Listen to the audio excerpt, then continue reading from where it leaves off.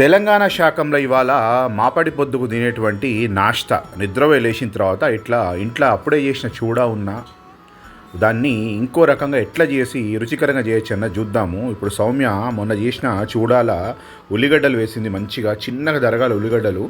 చూడా ఫస్ట్ వేసి ఉల్లిగడ్డలు తరిగిన తర్వాత మంచిగా చిన్నగా తుకతుక తరిగిన కొత్తిమీర వేయాలి. డంఠాలు వేయద్దు, ఒకటి రెండు బడ్డాయి కానీ ఏం కాదు. కొత్తిమీర వేసి మీదికి వెళ్ళి మంచిగా నిమ్మకాయ పిండాలి.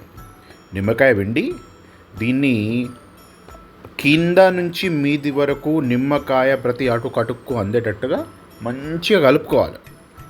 ఓపికగా కలుపుకొని ఒకటే నిమిషం పక్కకు పెట్టాలి. ఒకటే నిమిషం పక్కకు పెడితే ఏంటంటే మొత్తం ఆ నిమ్మకాయ పులుపు పడుతుంది. బాగా కటకట ఉన్న చూడ కొద్దిగా మెత్తగా అవుతుంది.